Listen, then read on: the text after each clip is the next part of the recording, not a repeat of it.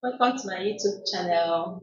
My name is Ewu Cherechi. I'm a fertility nurse and a staff nurse midwife.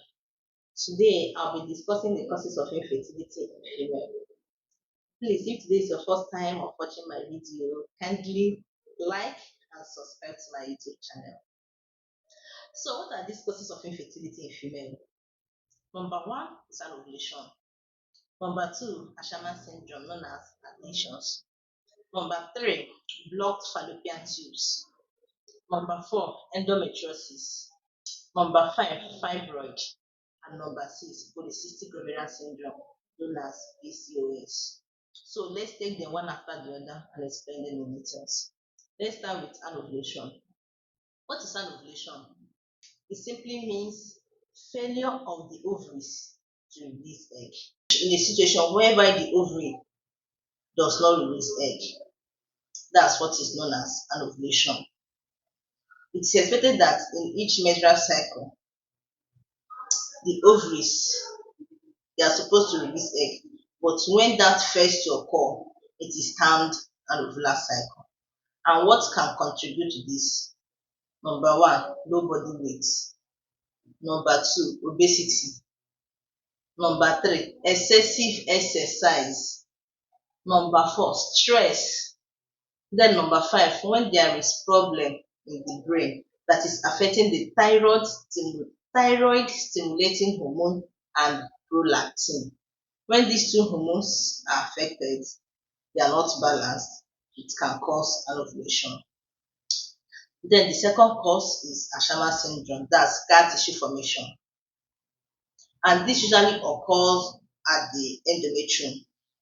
And what can contribute to this? Number one, when there is an uterine surgery or dilatation and curettage.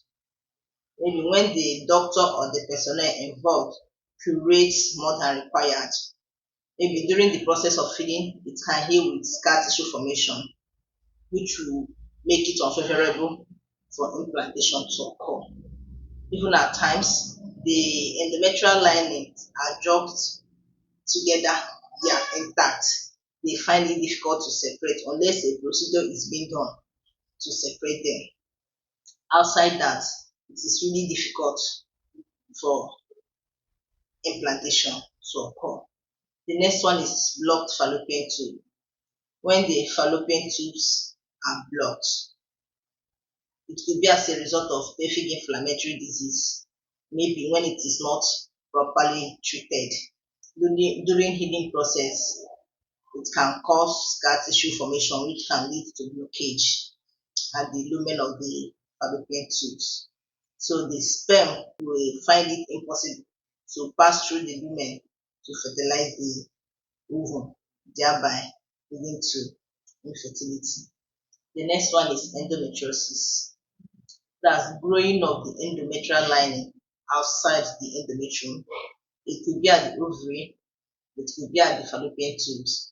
When this occurs at the fallopian tubes, it can cause scar tissue formation, also leading to blockage, which will be difficult for sperm to penetrate to fertilize the ovum.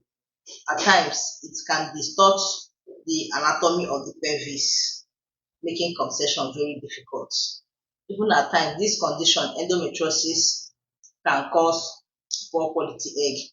And when there is poor quality egg, there could be abnormalities which might be difficult for conception to occur.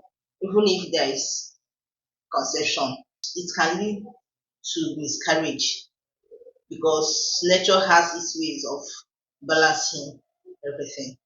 Then the next one is fibroid. That is a non-cancerous tumor that grows within the uterus.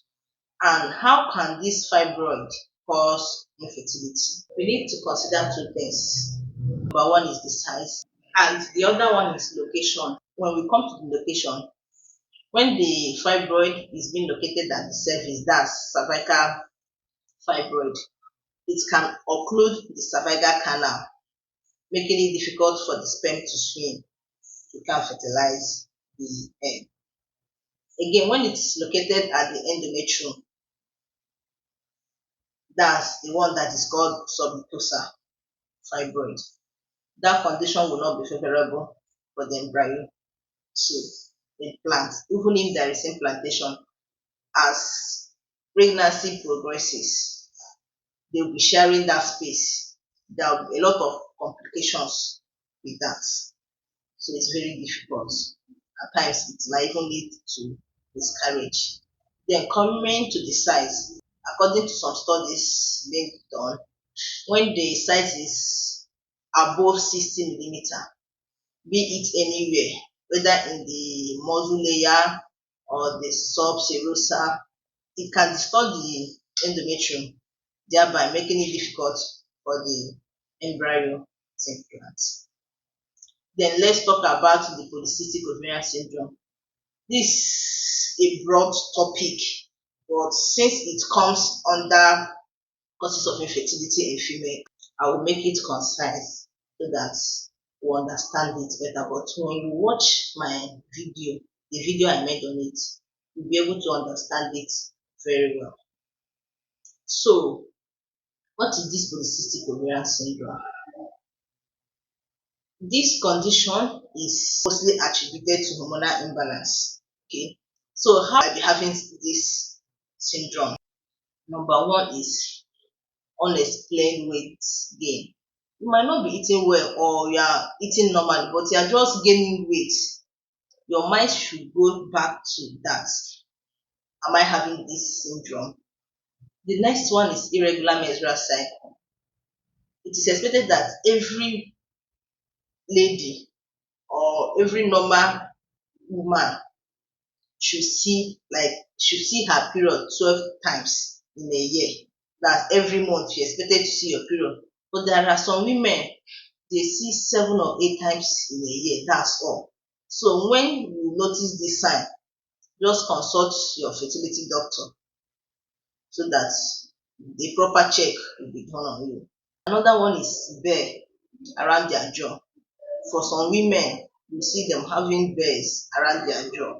That's a sign. But not in all situations, because there are some women that grows bears, but they don't have this condition. Then for you to confirm whether this is actually PCOS, when you do an ultrasound scan, in a normal ovary, the follicles are scattered within the ovaries.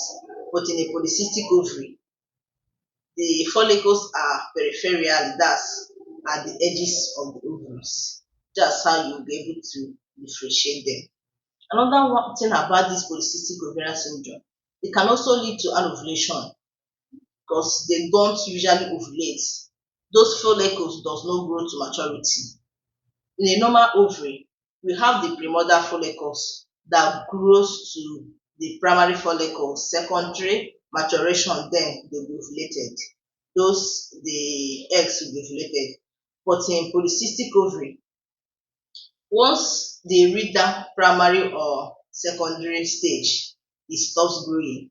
So there's no how ovulation will come. So that's another problem with this condition. Please, if you find this my video interesting, kindly subscribe to my YouTube channel.